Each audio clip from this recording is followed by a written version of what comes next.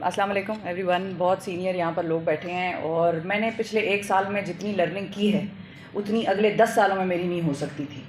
और उसकी वजह ये है कि मैं बतौर एक जूनियर सहाफ़ी ना बोल सकती अगर वो लोग ना बोलते जो मेरे सामने इधर बैठे।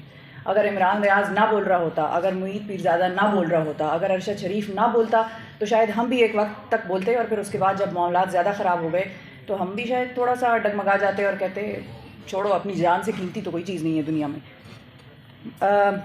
जो चीज़ मेरे घर पे हुई उसके बारे में बड़े लोगों ने उस पर क़यास आराइयाँ की, बड़े तबसरे किए कि ये तो इसकी विजुअल नहीं है, फुटेज नहीं है, तो हम कैसे यकीन करें कि ये हुआ नहीं हुआ। उसका सिर्फ इस तरह से यकीन करें कि चाहे हुआ नहीं हुआ, मेरे वालिद साहब की मैं एक ही औलाद हूँ और मेरा कोई भाई बहन नहीं है। तो हमारे घर में बिल्लियाँ काफ़ी हैं, तो उनमें से एक बिल्ला जो है जब हम उसको वॉक कराने बाहर खोलते हैं तो वो अक्सर छलांग मार के दूसरे घर में चला जाता है। तो अब मेरे वालिद साहब की ज़हनी कैफियत का, हालांकि पठान आदमी है और ख़र दिमाग भी एक हद तक हैं, लेकिन और कभी कभी बहुत ज़्यादा आगे भी निकल जाते हैं। गाड़ी वाड़ी जब चला रहे होते हैं, सड़क पे झगड़ा हो जाए तो वो उनको कंट्रोल काबू में लाना बड़ा मुश्किल होता है। लेकिन उनकी ज़हनी कैफियत ऐसी है कि हमारे घर में वो जो बिल्ला है वो जब फलांग जाता है, तो एक दिन दोपहर को सो रहे थे तो मैंने उनको कहा कि डैडी उठे, बिल्ला फलांग गया है तो उसको लेके आना है दूसरे घर से। तो अब वो नींद में थे या जिस भी कैफियत में थे उन्होंने मुझे दोबारा कहा बंदे फलांग गए हैं उठ के। तो उनके जहन में मुसलसल वो चीज़ चल रही है कि बंदे फलांग गए और बंदे फलांग गए।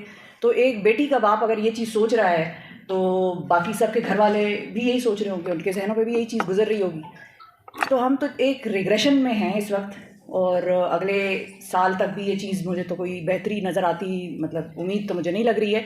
लेकिन फिर वो हम कहते हैं कि उम्मीद पे दुनिया कायम है, तो हम भी अपनी दुनिया को उम्मीद पे रखेंगे। मेरा अरशद शरीफ से कभी कोई मुलाकात नहीं हुई और एक दफ़ा हुई थी, सिर्फ बड़ी शॉर्ट ब्रीफ मुलाकात थी। और उनकी वालिदा और बेगम से जब मैं मिली तो मेरी दिल में ये इस चीज़ पर मुझे रोना आया कि काश मेरी अरशद शरीफ से पहले कभी मुलाकात हुई होती।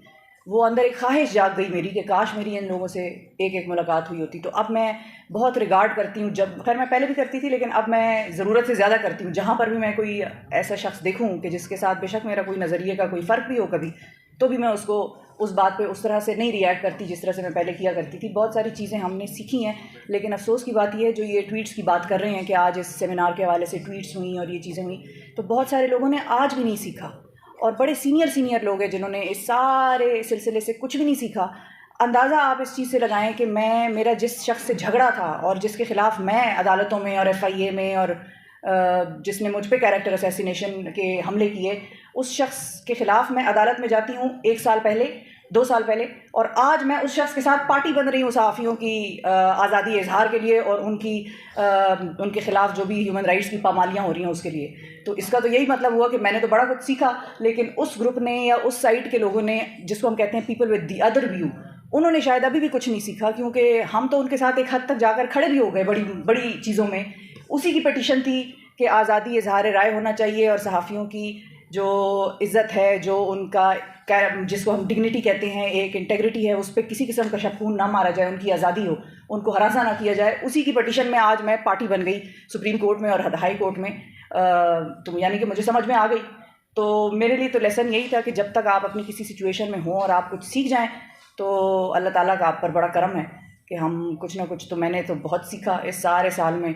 सीनियर से भी सीखा, अपनी सिचुएशन से भी सीखा और बड़ों से भी सीखा। तो अल्लाह ताला हमारे मुल्क को कायम दायम रखे आज़ादी के साथ, उस मुल्क के साथ जिसके लिए मैं ये आवाज़ उठाती थी कि नहीं नहीं, पाकिस्तान में किसी किस्म की कोई सेंसरशिप नहीं है। अभी जो सेमिनार का आगाज़ हुआ उसमें कहा कि जो हैदर है, तस्नीम हैदर, वो बाहर से बैठकर बोल सकता है कि नवाज़ शरीफ ने अरशद शरीफ के कत्ल का मंसूबा बनाया, लेकिन हम पाकिस्तान में उसकी बातें दिखा देते हैं। मैं आपको ये बताऊं कि हमें बाकायदा तौर पर कन्वे किया गया मुख्तलिफ इधर उधर के मैसेजेस और इससे कि अरशद शरीफ मुल्क छोड़ कर गया है, इस पर प्रोग्राम नहीं होने चाहिए। अरशद शरीफ के जाने के वक्त अगर पाकिस्तान में उस लेवल के प्रोग्राम हुए होते जो उसकी डेथ पे हुए तो शायद वो बचा हुआ होता आज। तो हमें ये बात बाकायदा तौर पे कन्वे की गई कि अरशद शरीफ मुल्क छोड़कर चला गया है। प्रोग्राम में जिक्र नहीं करना कि अरशद शरीफ चला गया, जिस भी वजह से गया, डर के गया, भाग के गया, FIR के खौफ से गया, तजलील के खौफ से गया, जिक्र नहीं होना चाहिए कि अरशद शरीफ गया। इस पर ना हमने, और मैं आज अपनी बात भी कर रही हूँ और बहुत सारे ऐसे और प्रोग्राम्स भी हैं जो टीवी पर नशर होते हैं, बड़ी आज़ादी की बात करते थे, लेकिन उन्होंने भी अरशद शरीफ के जाने के ऊपर किसी सहाफ़ी को लेकर बात नहीं की, कोई प्रोग्राम नहीं किया कि भाई वो क्यों गया। वीलॉग्स होते रहे और शुक्र है अल्लाह का कि ऐसे दौर में कम से कम सोशल मीडिया ज़रूर ज़िंदा है। अगर बाकी मीडिया, इलेक्ट्रॉनिक टीवी और सारा जो हमारा एक सिलसिला है वो उस तरह से नहीं खड़ा हो सका, तो ये तो चीज़ हमें कन्वे की गई बाकायदा तौर पे कि अरशद के जाने के ऊपर वो प्रोग्राम नहीं करने और डाउन प्ले करो इस चीज़ को। चला गया तो बस ठीक है, चला गया, अपनी मर्ज़ी से गया, आ जाएगा वापस। इस छोड़ के गया, जो भी करने गया जाने दो, तुम लोगों ने बात नहीं करनी। तो अगर मुझे कन्वे हुआ है, हमारे प्रोग्राम के साथियों को कन्वे हुआ है, टीम्स को, तो औरों को भी कन्वे हुआ होगा आई एम श्योर। तो वो कहाँ से हो रहा है? मतलब शहबाज शरीफ साहब में इतना वो है कि वो किसी को कहें कि तुमने प्रोग्राम नहीं करना। वो ज़्यादा से ज़्यादा क्या कर सकते हैं? नौकरी से निकलवा सकते हैं।